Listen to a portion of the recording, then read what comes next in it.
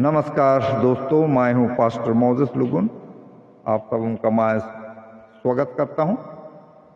आइए हम छोटी सी दुआ करें। जमीन और आसमान के सृष्टिकर्ता पिता परमेश्वर, हम तेरा धन्यवाद करते हैं इस सुंदर समय के लिए। धन्यवाद देते हैं तेरे वचन के लिए। अभी जो वचन मैं सुनाने जा रहा हूं, तू हमें अगुवाई कर ताकि हम लोगों को समझा सकें और वे समझकर आत्मिक जीवन में आगे बढ़ सकें। इस विनती को यीशु मसीह के नाम से मांगते हैं, सुन और ग्रहण कर, आमीन। मत्ती रचित सुसमाचार 13 अध्याय में एक दृष्टांत मैं बताने जा रहा हूं। वहां पर कई दृष्टांत है, लेकिन उसमें से एक दृष्टांत मैं बताऊंगा। और वो दृष्टांत बीज बोने वाले के बारे में है। एक आदमी अपना खेत तैयार किया और बीज बोने लगा। बोते बोते जो है कुछ बीज जो है रास्ते के किनारे गिर गए और चिड़िए और चींटी उसको उठा के ले गए, तो वहीं पर उसका समाप्त हो जाता है।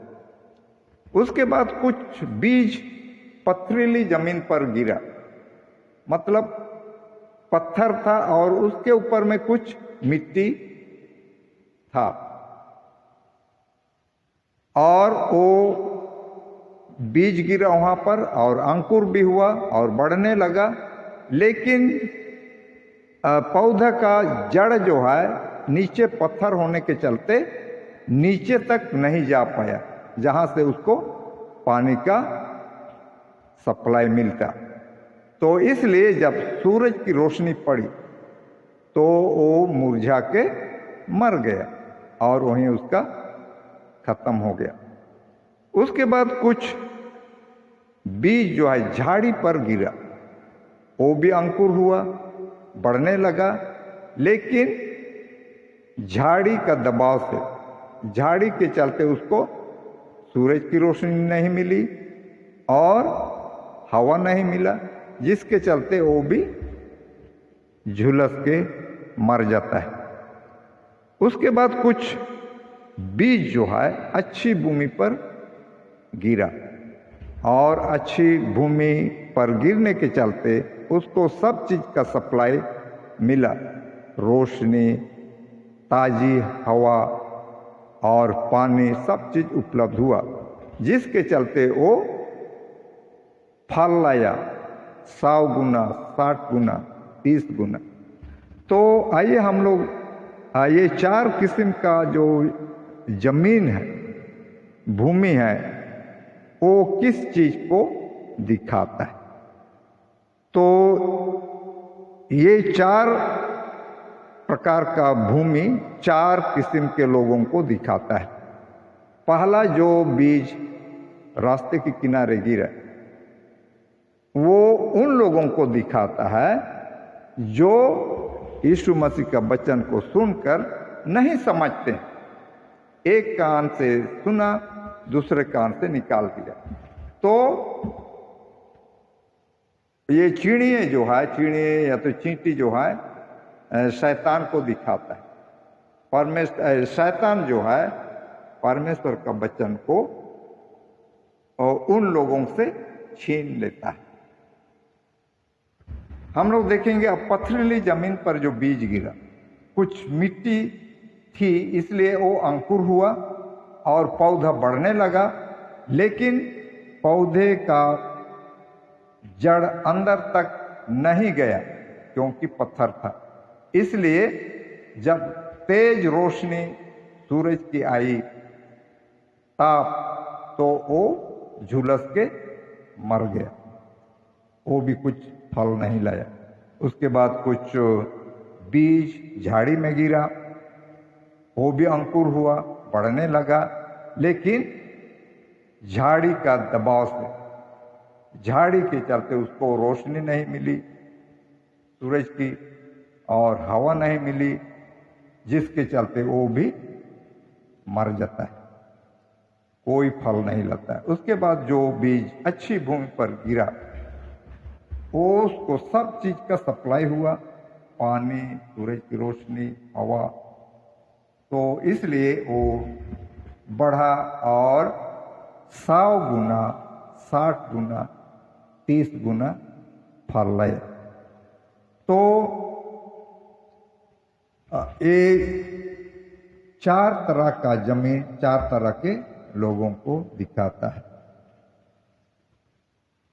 जो बीज रास्ते किनारे वाला जमीन उन लोगों को दिखाता है जो परमेश्वर का वचन को सुनते हैं लेकिन नहीं समझते। और जो पत्थर में जो गिरा उन लोगों को दिखाता है, पथरीली जमीन उन लोगों को दिखाता है जो सुनते हैं और ग्रहण करते हैं, लेकिन जब दुख तकलीफ आता है, संकट आता है, तो वो लोग छोड़ देते हैं, सच्चाई को छोड़ देते हैं, क्योंकि उनका जो समझ, वचन के प्रति समझ बहुत ही सीमित है। और इसलिए जब दुख तकलीफ आता है उनके जीवन में तो वो लोग छोड़ देते हैं।